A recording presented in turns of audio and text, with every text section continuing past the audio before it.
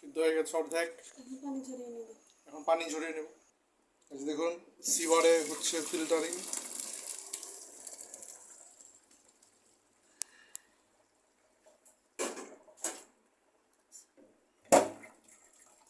The smoke is being spilled over from this sieve, create huge hotty foam. গন্ধটা দারুণ হচ্ছে, আমার এখনই খেতে ইচ্ছে করছে। It seems like feel like government person. দেখুন বন্ধুরা, ঘি দিচ্ছি।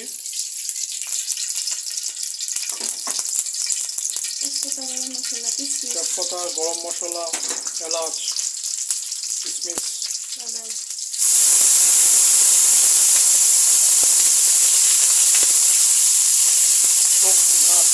পানিতে ভেজানো বাদাম।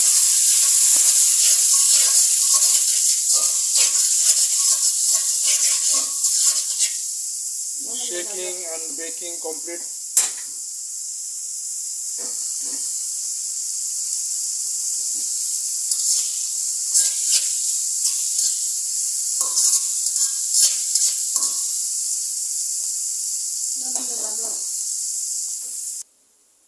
এখন সিদ্ধ জর্দার চাল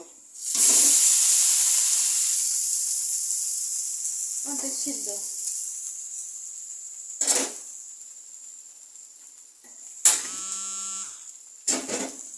জিনিসটা দেখতে অনেক সুন্দর দেখাচ্ছে।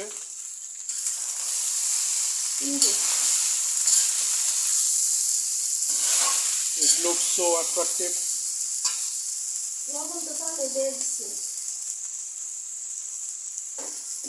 So blushing.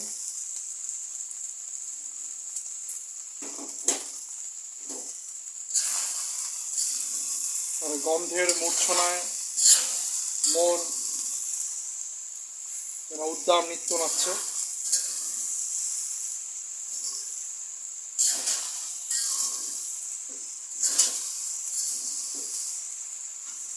স্বাদের উন্মত্ততা যে কাউকে পাগল করে দিতে পারে। দারুণ একটা ফ্লেভার বের হচ্ছে। পুরো দুধ দিয়ে দিলাম।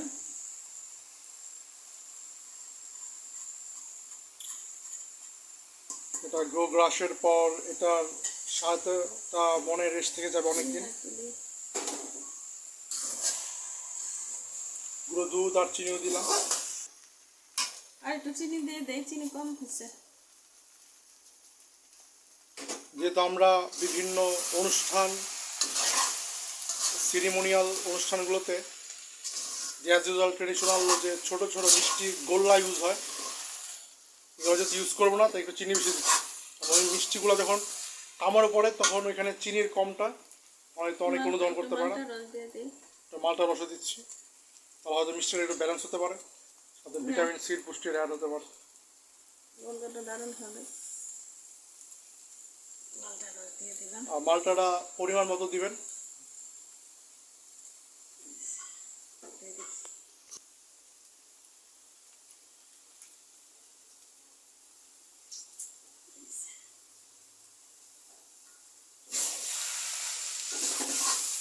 আপনারা খেতে হবে যখন একটু ঠান্ডা হবে, হালকা ফ্রিজিং, হালকা ঠান্ডা রেখে দেওয়ার পর তখন এটা খেতে সাবধান।